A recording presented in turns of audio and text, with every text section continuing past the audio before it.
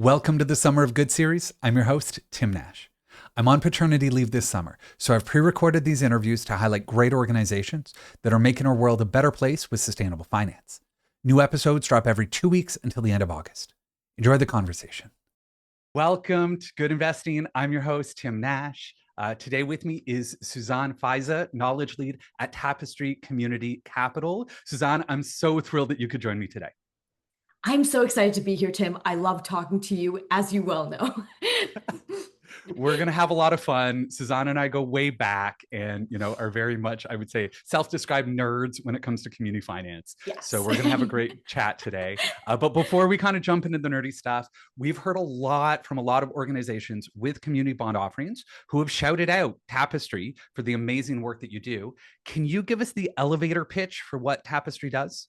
Yeah, absolutely. So Tapestry is a technical assistance service provider. And what we do is that we help, our current business model is taking organizations through a 4-step process. So, and I'll describe each of these 4 steps. So one is planning and feasibility, structuring, raise, and then management. So we kind of take folks through the life cycle of what they will need throughout, thinking through, can they afford to take on debt? So this is the planning and feasibility process, and to helping them do due diligence on themselves. If they are like, yep, we can take on debt and it meets our risk profile, etc.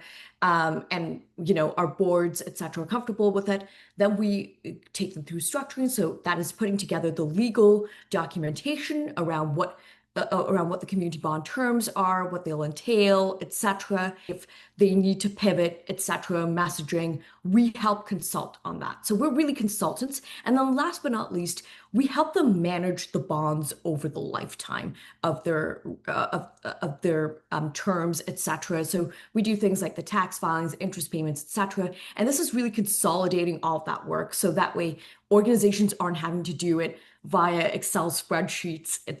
And so we have a dedicated platform that helps manage these bonds, but also we're kind of also a little bit, there are other pieces of our work beyond this fee-for-service model, which is our community bond consulting service. And so with our platform, what we're also able to do is help manage other kinds of investments. So we've helped manage like social impact bonds, which are a type of outcomes financing. And then after that, we've also now built a fund. So, lots of folks are like, yeah, we can get retail investors to invest in community bonds. But one of the things that we've heard is, how do we get institutional capital into community bonds when institutional investors are saying, hey, the ticket sizes are too small? So this is where we've built a fund called the Weave Community Bond Fund. It's actually launched. We are fundraising for it and capitalizing as we speak. We've got an initial commitment pending a couple of things for us to deliver, coming in from a major institutional investor. So we're really excited because this will help us lend alongside community bond investors and actually get institutional capital into community bonds and not just have it be retail investment heavy, which is what it currently is. So that is, I think, the elevator pitch for what Tapestry does. We are really thinking through, as our name says, community capital. What does that mean? What kind of products do we deliver and service, especially for retail investors who we think are fairly underserved as an investment base and sector? And Tim, I know you think that too. So, so you've given us a lot to chew on there. This is going to be a fascinating elevator ride. I want to stop at a few floors that you hit along the way, because number one is like, what I know Tapestry for is, I would describe you as a turnkey solution for nonprofits, charities, and co-ops. Nonprofits, charities, and co-ops, thank you, who want to raise money via community bond. Yeah.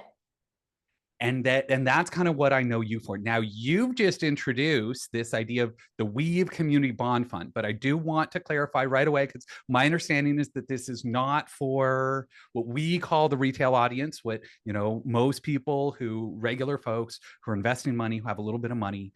We are what are known as retail investors, but the Weave Fund is only for institutional or accredited investors. Is that right? That So is right. before my listeners get too excited, thinking that they Yes. can invest in a community bond fund, not yet. We'll see. Not We can yet. keep working on that. But for now, it does start there. So that's really, really exciting because, to me, it's like, you and I both want to see the impact investment ecosystem grow. This is, I Yes. think, you as knowledge lead and Tapestry having that role, having you as knowledge lead is really all about that. I am personally very passionate and want to see more people doing this and have more options on the table. So I guess my question is to you is what's harder to grow? Like we need growth in supply. We need more Hmm. nonprofits, charities, co-ops doing community bonds. At the same time, we need more demand, people, foundations, institutions buying community bonds. So we need both of them at the same time. But my question to you is like, which one's harder, Suzanne? Both. Can I say both? Okay, let's actually, because I think it's important to understand why, like what makes each hard, because they're both hard in different ways. So the first, let's start with the supply side, which is, um, and and and this is where people like what I call supply might be what some people call demand, and what some people call demand. Because because for So me the let's supply clarify. Let's is clarify. yeah. Okay, so to me the supply side is really the communities and the actual and the actual organizations who might be issuing the securities, right? So this is where the supply of the potential securities comes from. The demand, and I think you and I are agreed on this, is really the investors slash lenders, right? Because in the community bond model, the investor is playing a lending function.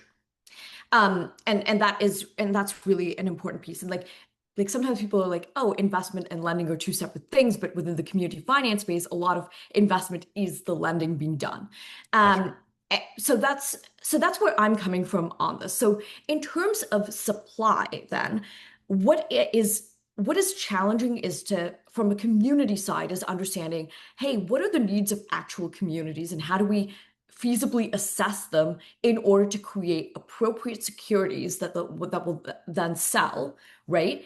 And how do we make sure that community needs also match investor appetite? Because those things may not always be fully aligned. And that I think is one of the challenges of of the work that sometimes we all collectively do in the community finance space, whether it's outcomes financing, debt, equity, etc., is being like, hey, will this be of genuine interest to people, and making that match, which is why like having investments that are top of mind, like, affordable housing is an easier sell than say, especially depending on the political environment that you're in, maybe doing maybe doing investment related activities for, say, harm reduction in with drug use, right? So depending on where you are, that might not be as big of a sell. And that I think is an important piece to kind of mention. And then from the other angle also is, are organizations ready to take on debt? And how do we get them continuously ready? Like Tapestry kind of comes in at a place where organizations have like 60 to 75% of what they kind of need in terms of investment readiness. They've got a board. The board, it can still use some education, but then we can help them move through some of those processes. But they've got like an idea of what their project is. They've got an understanding of what their community needs are, etc. We come in at that point, right? When organizations are like 60 to 75% ready, and then we can take them to that 100%, like, yeah, you are now a little more investment ready. We can help you do that, but we don't help them grow and shape themselves to that 60 to 75%. So who does that? Who does that? Whose role is that within the ecosystem, etc.? Right. Because it's a lot for one organization to necessarily do by itself, right? And like there are lots of nonprofits, charities, co-ops, small, medium enterprises, because this isn't just a nonprofit thing. It's also small, medium enterprise thing. How do they get off the ground? How do they make sure that they have their ducks in a row in order to be investment ready? And I think that that's a challenge for the entire sector in general, is this kind of investment readiness of 60 to 75%, who gets them to that place? These are explorations and ongoing conversations that we're having at Tapestry, is like, what is our role? How do we begin to explore that? Just because all of these things are also resource intensive. So as an organization, like, what is also cost effective to deliver? Yeah. And I think really what I'm hearing is that, organizations getting to this point of sort of investment readiness, that if we want more supply, if we want more community bonds on the market, that there are a lot of nonprofits, I think, who could benefit from a community bond offering. Yeah. But number one is they might not be ready, that they still need some capacity building. They still need some knowledge management at the board level. They still need some, sort of I don't know what the right word is, sort of Risk formalization, literacy. risk literacy, fantastic, right? And that getting to the point where that then they are in a position to actually do it. Yeah. And then from there, I'm assuming that the next step, that's when Tapestry can come in and then sort of get them over the finish line to Yeah. be able to take them the rest of the way there in terms of doing all of the work of, putting together the actual plan, the campaign, how we're going to structure Yeah. it, but then also how we're going to sell it and everything like that. Do I have that right? 100%, because we can't do their governance for them. Like, that's not our Absolutely. that's not our role. So Absolutely. actually having that all in place for themselves and to understand how they serve their communities is of Yeah. great importance to us, because that's a huge part of the sell of the community bond, is that these are organizations trusted within their communities to deliver for community needs. So if that's what we need on the supply side, Yeah. right? We have all these wonderful organizations, Yeah. but we need a little more risk literacy and capacity building. I totally get that. What do we need on the demand side? That, you've talked a little bit about the difference between the retail market, which, to clarify, when we talk about retail, that's like, everyday folks. This is the market that I serve. It's just people who just have some money, versus we do have this other segment, which is sometimes called accredited. Now, accredited is a legal term. I think you need something like $2 or $3 million in liquid assets, or there's a Yeah. household income minimum. Like, there are Yeah. actual thresholds about this, but it's basically like you're rich enough to be able to lose some money. But then also we talk about the institutional market. Now, they are accredited because they are larger, but the Yeah. institutional market is not regular people. These are No, going to they're be foundations and maybe even pension plans, or these big sort of yeah. financial institutions. So maybe even on the demand side, let's break it up into two. Hmm. Number one, you've got this sort of this new fund, this new Weave Community Bond Fund that you've launched. So, help me understand what gap that's trying to fill with the institutional market, and then maybe we can Yeah. talk about retail demand in a minute. Okay, yeah. So one of the things that we kept hearing from a lot of institutional investors, including foundations, family offices, pension plans, etc., is that the ticket sizes for a community bond is too small, so that they could easily, with a with one check, cover essentially an entire community bond campaign. And they're like, we don't feel that it is our place, and we agreed with them that it is their place to take up that much space within a community bond campaign, because what we're trying to do is help crowd in accredited investment without actually having to necessarily drive away retail investment. We're trying to balance the two things together. And there's also like things like, added needs for governance, etc., where a fund structure with a fund manager, etc., is more attractive to some of these organizations. But really, it was the ticket size and the fact that they were like, we don't want to do individual due diligence on all of these smaller community bond campaigns. Could you folks just do it for us? And we're like, okay, fair. Let's actually build something that will get these things in, because what we could do, and the other point with the community bond fund was also that when sometimes different different institutional investors were coming into community bond campaigns, they often wanted slightly different terms, right? So these were terms that often might not align with what community bond issuers who can set their own terms could necessarily afford. So the point of the community bond of Weave is to actually be able to lend alongside community bond issuers at rates that mirror many of theirs. And so there is a set interest rate. I don't know what it is because I'm not on the fund side. I'm just the knowledge lead.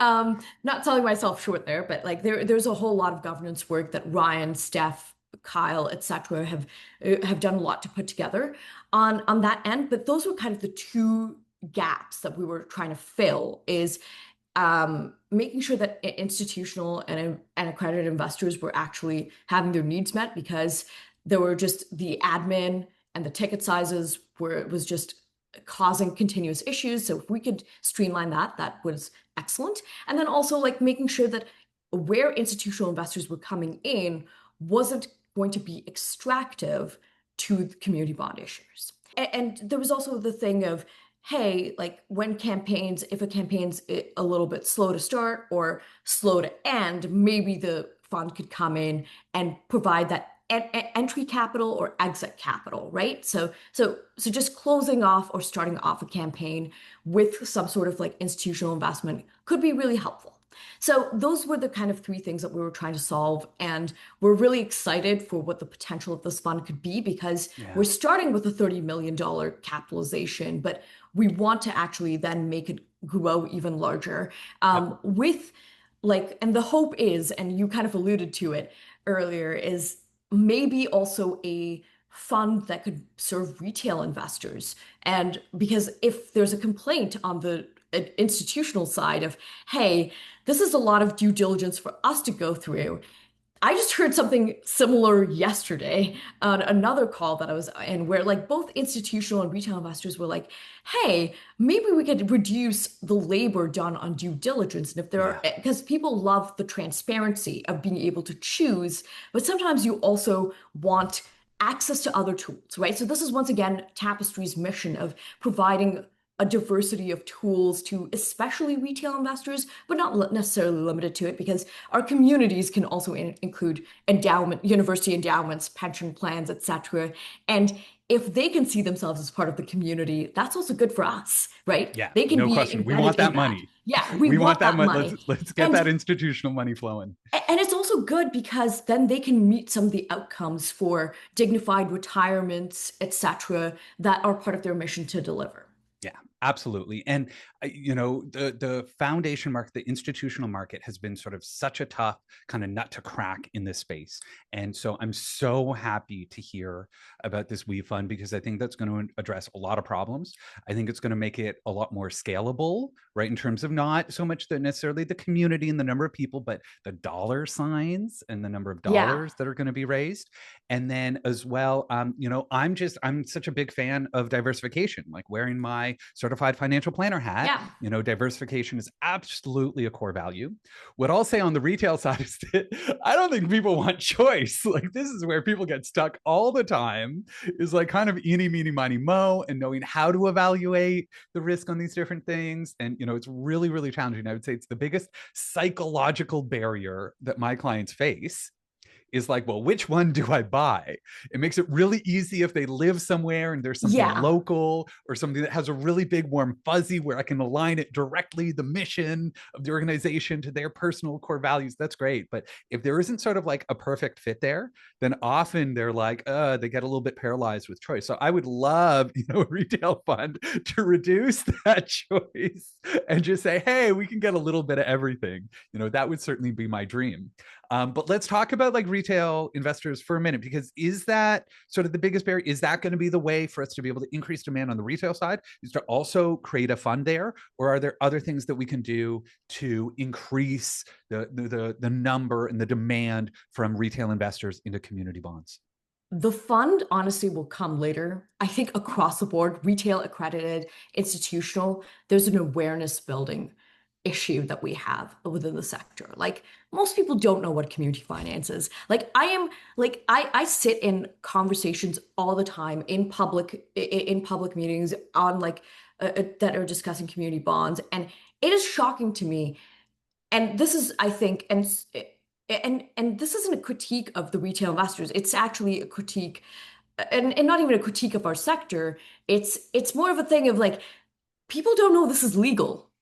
Like I bring up National Instrument 45-106, which is the prospectus exemption. They're like, that exists? This is a legal thing for organizations to do. And I'm like, yes. Nonprofits can issue debt? What? Yeah, yeah. And like, and they're shocked. And I think this is also like, if there's any organizations that need to kind of pick up the pace on this, it would probably be our securities commissions being like, hey, by the way, this is a thing that is coming down the line. As investors, here's what you should know about it, etc. Like this is where that connection between our sector, the securities commissions, etc. is like, look, this is a thing that is legal. Your nonprofits in your areas might actually be doing this, etc. Here's the legal context for it. And sometimes also what is even more surprising is that there are people who work in the sector who don't fully know, and I count myself until very recently among them, who didn't know fully what all of the prospectus exemptions were and how they apply to Yeah. which kind of legal structure, etc. Like if you're a nonprofit and charity, what can you actually do? If you're a for-profit, what can you actually do? If you're a co-op, what can you actually do? So like I think that there's this like awareness building piece and also then tying it like there's a legal aspect and clarification of yes, this is actually a legal thing to do.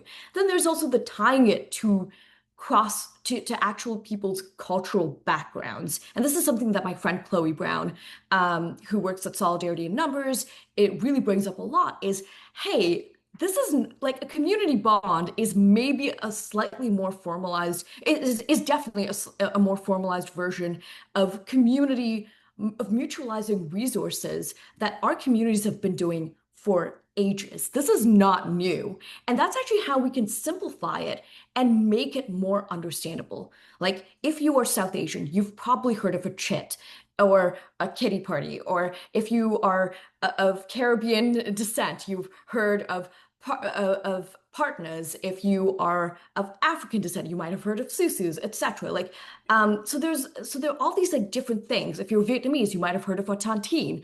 Like, all of these things are things that our communities have done, um, you know, and this mutualizing, which even grew the credit union space, is what our communities have been doing for years. And so this is just one other method of doing the same thing. If I can just Bonds are interject just there, debt. just Yeah. because I just want to shout out Dr. Caroline Shanaz Hussain from the University of Yes. Toronto, an amazing book Yes. called The Banker Ladies. Ladies.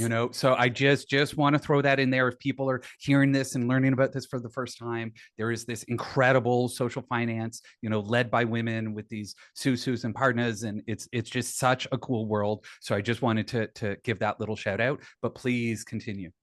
And actually, it's not just a book, it's also a video and a movie on YouTube. So if you Great. don't So have we'll link to access to the that. book, go to the YouTube video and you're right, actually, Tim. These are often women-led circles of rotating savings and credit associations that are these informal things. And a community bond builds upon that momentum, right? And this is what a lot of community finance built upon. This is our background and our and really the soup that we come from. Um, and like even and I don't want it to just be something that is related to like just racialized folks barn raising in communities. If you're from Southern Ontario, and you've likely been to a barn raising or two, or you've been in other parts of rural and especially in the prairies, this is where a lot of like the labor movement and its work has come from. So connecting our work to all of these things is part of that socialization and awareness building of this is what our communities have done for generations. Yeah, Our I churches love have it. done it, our mosques have done it, our I synagogues have love it. done it. We can do it again, and it is accessible for you to understand. Because I think that accessibility of understanding is what drives so many people away. Like, like if $1,000, if 1,000 page prospectus isn't accessible, 100 page offering memorandum is also inaccessible. And so making sure that these things continue to be accessible and understandable and that the information is right there for folks to understand. And we might have to do a little more design and spoon feeding, but I think that spoon feeding is better than people not knowing what they're getting into. So I think just across the board, especially for retail investors, that's how we simplify it. And I Yeah. think for accredited and institutional investors, it's actually that entire conversation of how do you become a part of the community? Because many organizations often aren't necessarily a part of their community because they're at that scale. Like how do you get a massive pension plan to feel like it's part of the community? And to me, that's part of the narrative change work that also needs to occur. It's like the understanding that, hey, this won't necessarily eat away at your endowments and your funds. And you'll have to be like having like some sort of a mandate, like a community investment mandate at various foundations, et cetera, would be really helpful, et cetera. I don't know. Once again, this is internal governance work at many of these organizations, but it's work that many of them are actually doing, like our friends at Inspirit Foundation. I know the folks at Atkinson Foundation are actively thinking about it. Fondation BIT, etc. They're all interested in this conversation. So I think just continuing to encourage that and actually build up their comfort level too, Yeah. because for many of them, this is still new and kind of not familiar, but we That's fair. can make it familiar. So if we normalize it and we connect it to cultural, touch Yeah. points and just make it a little bit less scary. And I think really the goal is just to get, whether it's an individual or an organization, to make their first impact investment that really, it just takes one. It's really sort of, breaking that ice, getting them to make their first impact investment. Once they start seeing the consistent interest payments and once it comes through, there really is this experiential learning that takes place. And I absolutely agree with you that that's how we're going to build it.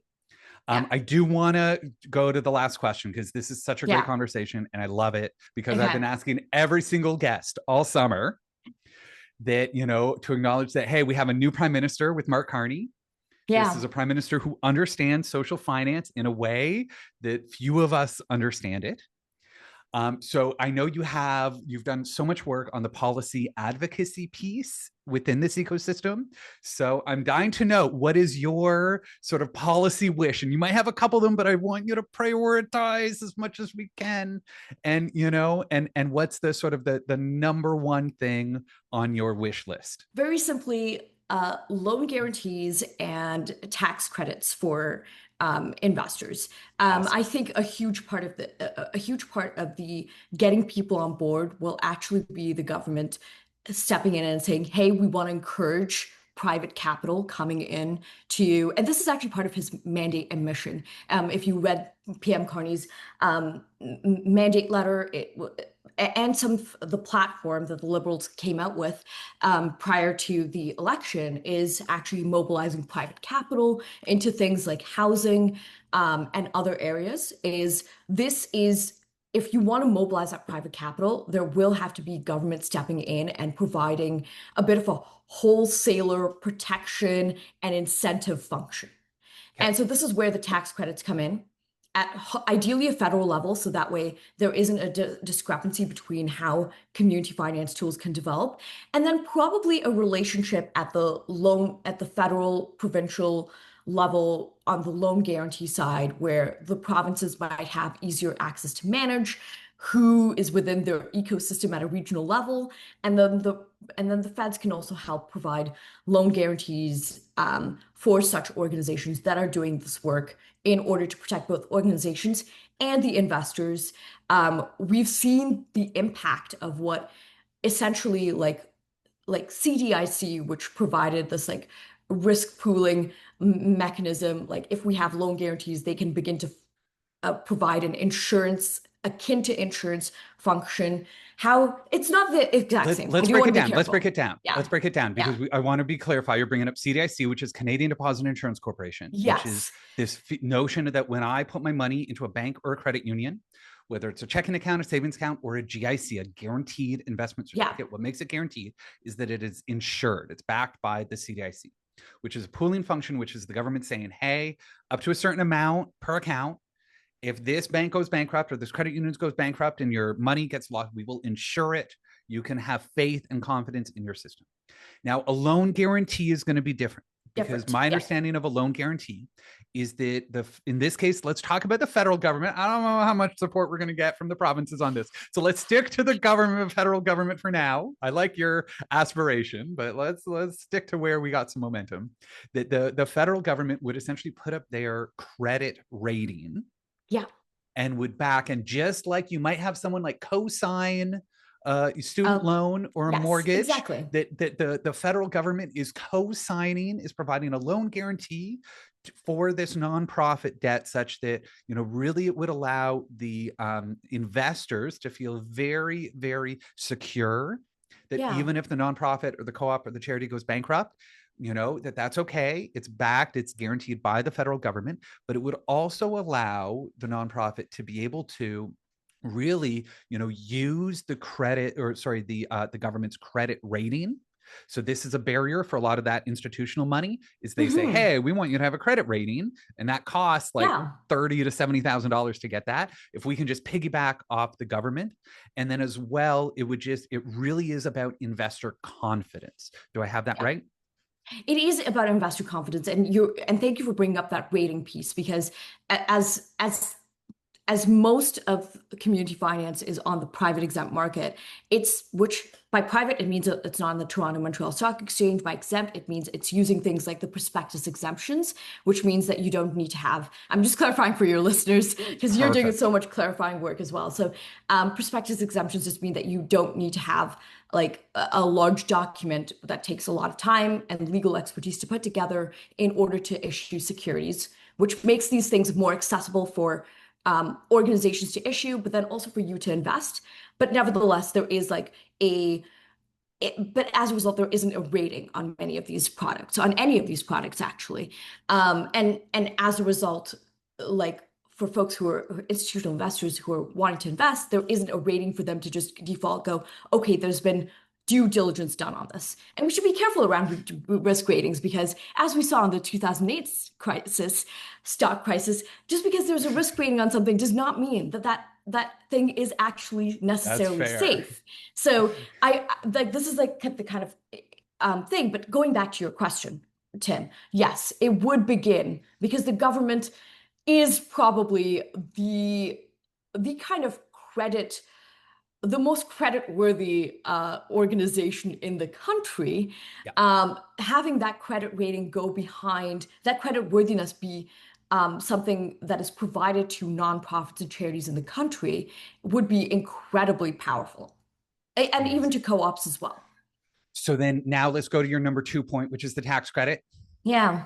So, because this is now, we talk about incentives. So, right. And understand this. So currently, like most of my clients, when they buy community bonds, they buy it as unregistered, meaning that we don't do it inside of an RSP or TFSA, because it's such kind of a pain in the butt to hold inside of those accounts with paperwork. But this means that they're paying taxes on the interest rates. So, if I'm earning, 4% per year on my community bond, but I'm at a, whatever it is, 50% tax rate, let's say at a very good year, and I'm at a high tax rate, I'm only taking home 2% of that 4%. So my understanding is that, allowing for tax credits would essentially be able to make it, effectively sort of a tax-free investment, or there are different ways that you can structure it, but it would either reduce or remove the need to pay taxes on these community bonds. Do I have that right? Yeah, well, essentially the tax credit, what it will do is reduce the payment that you have to make to the government, because you've actually taken the risk of investing in organizations or in funds, what have you, and that helps. That honestly helps. Like if you are going to be paying the tax on that helps that you're actually getting a return from the government, because there is risk being taken by investors and by issuers by doing this work, right? So I do want to, so it's honoring that. But then going back to the RRSP TFSA question, Tim, this is something that you and I have thought a lot about. I know you've been talking to the brokerages. I think one of our asks to the federal government is also, and I wonder how you think about this, is actually creating an incentive for brokerages and financial institutions to hold these things within RRSPs and TFSAs. Because right now, the main organization that holds these is the Canadian Workers Co-op Federation. But imagine if you could hold it within your RBC self-registered, self-directed RRSP or TFSA, or your BMO, or your Desjardins, or your Van City Credit Union, because I bank with Van City, and I can't put a community bond inside my Van City self-directed RRSP and TFSA. And that sucks, because there's a lot of stuff that I can put in there that fundamentally would be tax sheltered, but does worse for my community, both here and worldwide. Invest. I am going to save the listeners from this rabbit hole because, oh my goodness, I would love to go down this, but this could be a whole another episode. If you want to hear a rant about community bonds inside of RSP and TFSAs, leave a comment on YouTube. Let us know. We will absolutely have Suzanne back on the show to be able to talk about these wonderful things. But I do want to leave it there. Before I let you go, I just want to ask you how the fine folks can get a hold of you. That if, let's say, someone's working for a nonprofit and they want to see whether they're eligible for community bond, what's the sort of call to action for organizations who want to learn more about Tapestry Community Capital? Amazing. So if you're a nonprofit charity or co-op and you want to learn more about community bonds and whether or not your projects or your organization fits and should be using community bonds, please reach out to my colleague Kyle at Kyle Zong at Tapestry. His email is kyle@tapestrycapital.ca, and we can maybe put this inside the show notes. If you want to get in touch with me to learn more about our policy advocacy work, our research, our education, please reach out to me at Suzanne@tapestrycapital.ca. Once again, Tim will probably put that in the show notes. So yeah, that's the way you get a hold of our current consulting functions and our current education, research, and policy advocacy work. Thank you so much, Tim, for having me on the call. Like, I know I talk a lot, and I'm so appreciative that you have so much space for me and my chattiness. I love our chats together. We have so much fun. You're someone I absolutely gravitate to at any conference that I'm at. So, I'm so honored for you to come on the show. Suzanne Faiza is Knowledge Lead at Tapestry Community Capital. Thank you so much for joining me. Oh, of course, my pleasure. Thank you so much for having me. Such a fun episode. A sincere thank you to our guests. Links we discussed are below. A huge thank you to Yamini Cohen for producing the Summer of Good series and making us all sound great. And to you, thank you so much for listening, for being here, and for sticking around till the end. As I've mentioned, this series was recorded ahead of time while I'm on paternity leave, taking some quiet and probably loud moments with my growing family. But it means a lot to know that these episodes are reaching you while I'm away. If you're looking for support with your sustainable investments, there are still some good ways to stay connected. Want to explore DIY sustainable investing? Join the Good Investing Classroom. You can share your thoughts and questions or check out my courses. I'll be checking in there from time to time this summer, and you'll also have the support of the Good Investing community. If you have no interest in doing it yourself, reach out to Daryl Brown at Genesis Capital Management. He'll look after you and your money. With any luck, I'll be back to one-on-one meetings in September for new and existing DIY clients. Thanks again for being here. It truly means the world. Until next time, take care, and I hope you're having a wonderful summer of good.